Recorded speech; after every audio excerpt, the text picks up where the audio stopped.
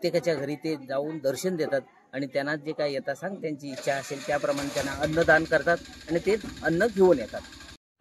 नमस्कार मंडळी, स्वागत आहे तुमचं आपल्या आजच्या नव्या कोऱ्या व्हिडिओमध्ये. आज आहे गुढीपाडवा आणि आमच्याकडे आज आमची पालखी देवळात जाते. विशेष सांगायचं म्हणजे म्हटल्यानंतर गावाकडून एक भोई जाणे ही एक आमच्या गावात प्रथा आहे. ग्वागर तालुक्यातील कौंडर कासूर गावामध्ये ती प्रथा नक्की काय आहे ती आज मी ह्या व्हिडिओतून तुमच्यापर्यंत पोहोचवणार आहे. चला तर मग शेवटपर्यंत हा व्हिडिओमध्ये.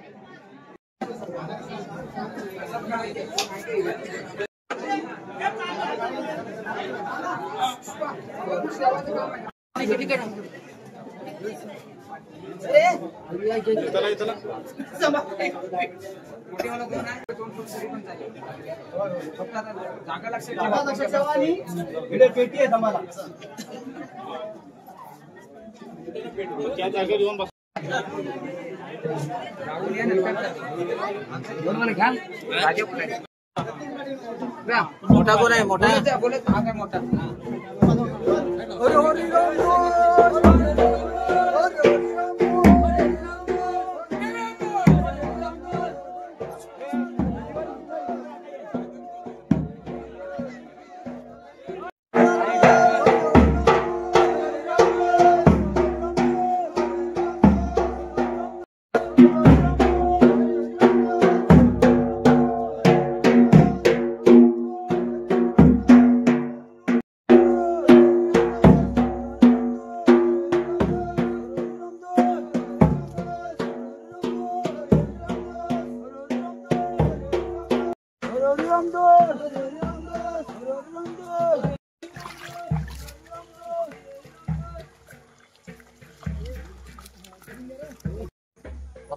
आम्ही नदीवर आलोय आणि करे भरून घेतोय. हे करे घेऊन आम्ही आता सानेवर जाणार. बंद कर.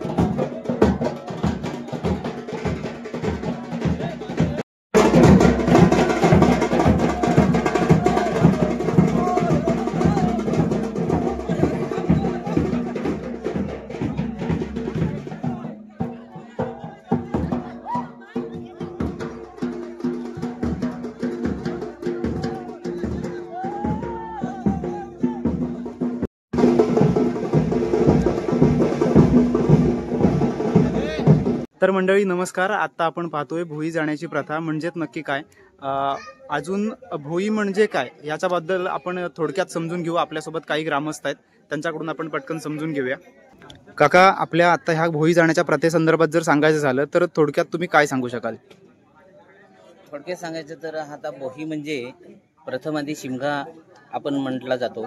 या शिमग्यामध्ये सातत्याने 15 दिवस हे भोई म्हणजे ते देवाची सेवेकरी असे मानलं जातं आणि त्याला ते भोई म्हणतात.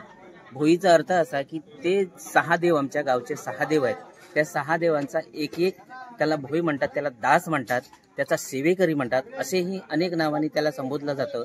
तो देवांचे हे सेवेकरी घरोघरी जाऊन पालखी घेऊन त्यांच्या प्रत्येकाची जी काही इच्छा असते ती त्या देवाजवळ गाऱ्हाणे घातले जातात. त्याच्यासोबत गुरव, गावकर अशी मंडळी असते आणि संपूर्ण एकंदरीत गावाच्या संघटनेच्या ह्यानं प्रत्येक घरोघरी पालखी ते नेतात आणि त्याला दास म्हणतात.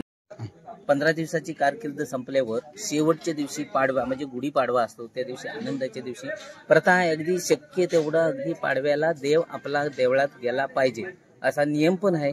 आणि काही अडचणी असल्या तर मागं पुढे एका दुसरा दिवस होऊ शकतो. अशा तऱ्हेने शेवट पालखीचा आज देवळात गेल्यावर ते भोई निघाले जातात. त्यांना ते नदीवर, आता आमची नदी आहे म्हणून ठीक आहे, नाहीतर विहिरीवर नेलं जातं. त्यांना स्नान घातलं जातं. स्नान घातल्यावर त्यांना जे काही देवाचा प्रसाद असतो तो वाढला जातो. ते गुरव वाढतात आणि त्याच्यानंतर जे रामाचे दास म्हणजे सेवा करायला जातात, म्हणजे नवनाथांच्या संदर्भातला जर का विचार केला तर ते हे दास थोडीफार प्रत्येकाच्या घरी जाऊन एक भिक्षुकी म्हणून ती एक दान घेऊन येतात. प्रत्येकाच्या घरी ते जाऊन दर्शन देतात आणि त्यांना जे काय येता सांग त्यांची इच्छा असेल त्याप्रमाणे त्यांना अन्नदान करतात आणि ते अन्न घेऊन येतात. आणि ते अन्न एकत्र येऊन संपूर्ण गावातली मंडळी म्हणजे खेळी मंडळी म्हणा किंवा इतर गावकरी म्हणा असे मिळून ते प्रसाद ग्रहण करतात. आपले जे भोई नदीवरती किंवा भिक्षा मागण्यासाठी जातात तेव्हा हरिहरी रामदास असं का म्हणतात? हे कसं आहे की पालखी आपली देवळात गेली, पालखी देवळात गेल्याच्या नंतर ते सगळा ड्रेस, तो 15 दिवसाचा तो ड्रेस असतो तो उतरवला जातो. त्या उतरवल्याच्या नंतर ते 6 देवांचे जे सेवेकरी आहेत ते सेवेकरी सगळे कपडे काढून त्या आंघोळी केली की परत ते देवळात येतात. ते त्यांची पूजा केली जाते आणि ते वाटली फिरतात आणि प्रत्येक वाडीत ते फिरत असतात. ते आणि ते हरिहरी रामदास का म्हणायचं की ते सेवेकरी आहेत, रामाचा दास म्हणून. म्हणजे हे आपल्या देवी आहेत, ते सगळ्या देवी आहेत, त्या देव्यांचे दास म्हणजे सेवेकरी करतात, सेवा करतात, म्हणून त्यांना रामदास बोलतात.